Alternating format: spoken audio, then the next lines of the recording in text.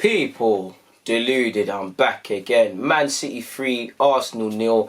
Might as well review the player ratings. Now I'm going to watch the game again.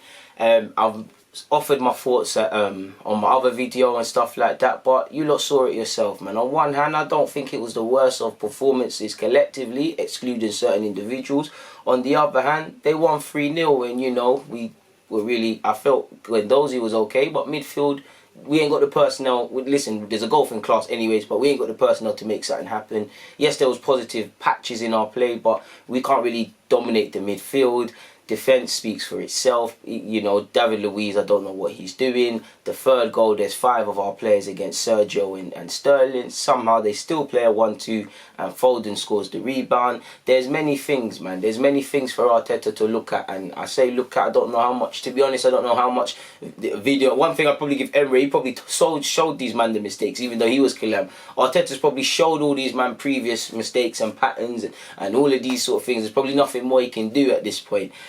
People, and again it's another case really of you can have as much game plans as you want or whatever, you know, you can't account for stupid mistakes, and we can sit here and say ifs and buts. We probably only lose 1-0 if the 2 David Luiz mistakes don't happen. You could also say it could be 0-0 because, you know, our heads dropped and, you know, we went against momentum and we got hit for the third. But ifs, buts and all these things don't matter in football, you know. If I was about to slander my guy, but you know, if certain other things happened in 2006, Arsenal had the Champions League, but we don't in it, people. We can only deal with the facts. We got smacked 3-0. City had about 12 shots. We had 2, none on target. Ederson, you know, was more or less playing as Ederson played better passes than a lot of our players today, really and truly, and runs off the ball and all of these sort of things that I spoke about in my preview. You saw it, but yeah, man.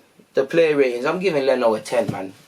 I don't care what anyone says. I'm giving Leno a 10. Like, if I watch the game again, certain things might change, but I can't ask anything more of Leno today. Like, he made his saves. He did what he had to do. He don't deserve to lose 3-0. And like I said in my other video, Raul Sanllehi, Edu, you've got to look at this squad and think, yo, Arteta needs a centre-half. And, you know, we've bought a decent keeper in Leno, and what unit have we built? Like, what collective unit? Yes, Tierney's come, and I think Bellerin was okay today, but what centre-halves? Saliba's come, that's the next piece of the jigsaw. Who's going to be Saliba's partner? Luiz, obviously, let's keep it real, people. Myself including, a lot of us, you know, saying we knew David Luiz got these mistakes. We know David Luiz is David Luiz, but we were screaming about his form and he's one of the first names on the team sheet and a lot of this, and a lot of people would have had him to start at centre half today. People, he made the mistakes and things like that, but that's the reality. I can't account for these mistakes, especially from someone so experienced in so quick succession, because he made one in the 40-odd minute, then there's half time, then it happens in the 50th. You're like, what's going on, people, really and truly? Leno gets a 10. He can't account for any of the mistakes, people. Leno gets a 10. Can't ask of him anything more today. Leno gets a 10. Mustafi gets a 5. I don't feel Mustafi was poor like that. I think he switched off a bit for Sterling's goal, even though, you know, that's Luiz. I did think, because I spoke about midfield runners, people, but I don't think he was poor in them things there. I don't really think many. It was a poor team performance, but I don't think it was a calamity sort of thing. So I'm never going to cap, well, it was. You don't get what I mean. It's a difficult one to explain, and I'm having trouble articulating myself, but you don't know what I'm getting at. Mustafi gets a 5, David Luiz gets a 0. Like, it just didn't get going, fam. I can't give him anything more than 0, people. He's come on the pitch. He's meant to be a leader and one of the most experienced players, and he's done nothing positive. And he's put us 2-0 down. He's got himself sent off. I don't want to speculate, but Arteta spoke about kind of being focused and why players weren't playing and stuff. And he should have took it personally that someone that's had this decent season is not playing in an important clash in a game. Arsenal need to win more than City, really and truly, if you want to keep these top 4. So when you come on, you got to come on with a point to prove, with a, you know, a chip on your shoulder. Like, what? You're mad. When this game is done, everyone's going to say, what a great player Luiz was. He was doing this, he was doing that. And I think even Luiz, he was, one thing, the only positive I can say about him is he was trying to do these passes when we were trying to play out from the back. The other players I didn't think were doing, but, you know, he's... it's a mistake and then it's another mistake. You can't listen. You don't watch the game, people. I'm not gonna dumb it down for you lot, or think you're stupid enough to even waste your time explaining. You lot saw the game, like you lot. If you didn't, you saw the highlights, and if you didn't, you know typically what comes with Luiz. And to be fair with you people, we need to stop buying man from Chelsea unless it's these mad young G's like Billy Gilmore and all these man. Stop signing players from Chelsea, man. They've been doing us dirty for how long? You had Gallas come with his nonsense. You had Czech was a decent keeper for us, so let's be fair to him, but he had some questionable moments, and Luiz has had some decent form, but he's moving a bit mad, people.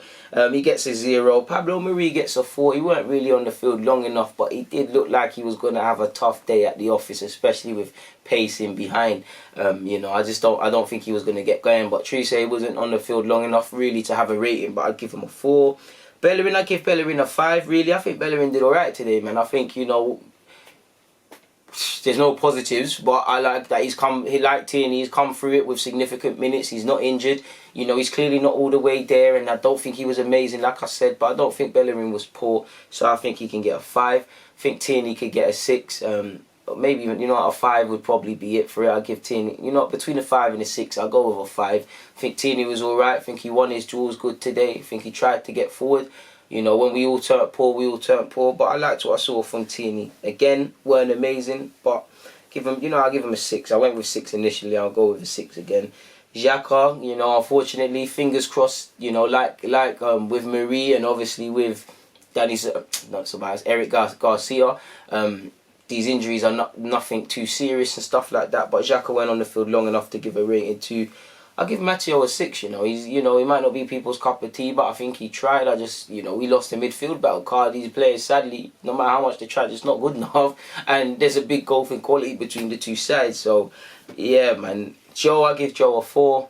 Could get a 5. I think he worked hard. I think he put himself around, but working hard is the bare minimum. I'm really struggling to see what Joe offers in that role, and I want to be wrong. I want to listen. Don't get that confused with I want Joe to be sold or anything like that. I want Joe to have a future here. I just don't see it as the creative hub of this team. I don't see what he offers. I see that he presses when we're doing them things, but I didn't see no passing from him. I didn't really see him on the ball. The game just passed him by, and I'm struggling to see what Joe offers in that role, really and truly. Yeah, man, Joe gets a 4, but yeah, man, it is what it is. I think Ceballos gets a 6 for me purely because when he came on, he looked like he was trying to do this passing stuff, and he weren't amazing. Like I said, nobody was amazing.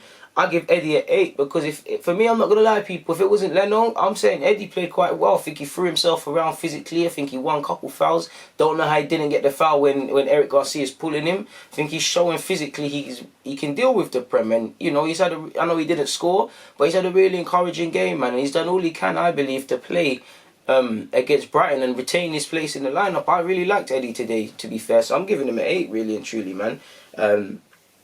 Oba, I give a 5. Do you know what? You could say he could get a 4 as well. Like a couple of these players could be 4s. But we knew what game it was, man. We knew we weren't going to play no passes in behind. We're not going to play to his strengths. We're not going to really get on the ball. So how much could Oba do this? He's playing out wide as well. And a lot of that is to go backwards to help out and stuff like that. We know it's not going to be a game for our players like that. So I'm going to give him a 5. He worked well. He tried a thing, but that's it. Saka gets a 5 as well. I think Saka's not fully fit. If I'm honest with you, Maitland, Lacazette and Reece Nelson, I'll give them 5s because I don't feel they were poor, but they didn't really offer nothing when they came on, really and truly. Nelson tried to get forward, Lacazette did a couple 2-2 passes. Maitland, I know he got a little I suppose he got a run out in midfield, and not to read too much into that, but someone's like we've all been talking about potentially, he could be leaving with changing agents and stuff. And I know he didn't start and play significantly, but he came on as a midfielder. Maybe there's nothing in that, and we're taking advantage of the fact that we can make multiple subs. But he's got an opportunity of some sort, so maybe he's doing something, or there's something to work with there, really and truly. But in relation to the player ratings, the only players I think, if you had to push me, I think the only players worth rating here today is actually Leno and Eddie Nketiah. I think Eddie Nketiah worked his socks off and did what he could and stuff like that. And considering, we're not going to get on the ball and play to my strengths, he did all right. I think he looked sharp on the counter when at the stage in the game we was actually in, had half a chance in the game, people. And Leno, you know, he made enough saves. I can't ask Leno for nothing more today. Like, there's nothing more I can demand of Leno today. And in fact, really and truly, whatever players were in that, you know, the last goal, people, go and watch it again. I'm pretty sure it's Raheem Sterling and Sergio Aguero. It's 2 City players. It's a counter attack. It's 2 City players versus us, versus 5 of us, people. They've managed to play a 1-2 and eventually Foden scores. Whatever player is involved in that 5, ironically, if I've given them a 5, cap it all down by a point, people. Cause I don't get that. It is what it is, people, man. We lost 3-0. We had hardly any shots. We didn't have a shot on target. We were toothless. Individual mistakes. There's a lot to learn from, people. A lot to learn from. And if there's been any complacency or if people forgotten about how tough this job is going to be for everybody included to get Arsenal back into this top, you know, all the winning stuff and stuff like that, it's going to take forever if we keep moving at the pace we're doing. And even beyond that, it's going to take a lot of energy and a lot of effort. Yeah, this season is a write-off, to put it nicely. We can't win Europa. We're out of top 4. By God's grace, we know for the fans and the club and Arteta's first chance at silverware, we get a little day out in the FA Cup at Wembley. But beyond that, there is nothing to play for.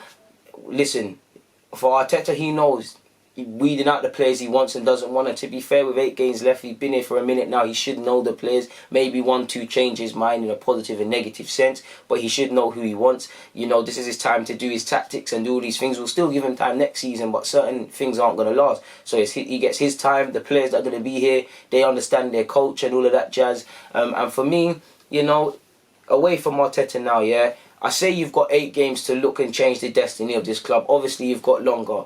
Regardless of how the market and all these things, you've got to sort this defence out minimum. The midfield is a big issue, not just this game, but the big midfield is an issue. But at least with the midfield, there's 1-2 man you can say, yeah, man, Arteta can use him, or, you know, there's a use for him. If we're real with ourselves, people, if we're real with ourselves, no one's certified in defence. I like Rob Holding. He's not involved today. He's irrelevant from this. But, you know, 38 games, is he going to be certified? I think Saliba's 30, but, you know, he's not here, so he's irrelevant. David Luiz, he's going to have good games, but he's going to let you down. Mustafi, it didn't let us down today, in my opinion, like that. It's going to let you down. You don't know the form you're going to get with a lot of these, man. Sort out the defence, sort out the midfield. Look at that team, and if you honestly think coaching alone and Arteta speaking positively and implementing all the game plans, if you think that's enough, sadly mistaken. Obviously, the man at the top has to invest. Edu and these, man, you lot have to pattern as well, because I don't care, people. Even if you can't spend 40 million, find someone decent enough for 2 or 5 million, because you lot have enough scouts in enough countries to have a varied list of people.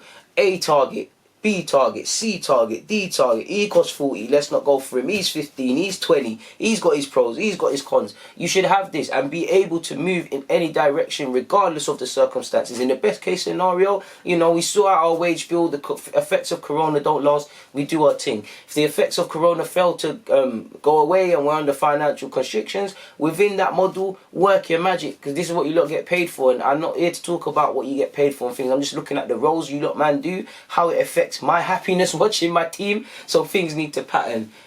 David Luiz is speaking, people, on Sky Sports, and I want to hear what he's got to say, so I'm going to get out of it. On that note, though, people, it's always a pleasure. You lot know this, win, lose or draw. Thank you for your consistent support. Please comment, like and subscribe. Thank you for voting for me in the Football Content Awards. The awards are now shut. Thank you for all your PayPal donations you lot make. I see one every day, people. It's ridiculous. Obviously, that allows me to build the thing and do other stuff and make it better for you. So that's always appreciated. Please stay safe, especially globally at what's happening in this time. And yeah, it is what it is, man. I see you lot. I always bring out vids, so I'll see you lot soon. But yeah, man, take it easy. DG.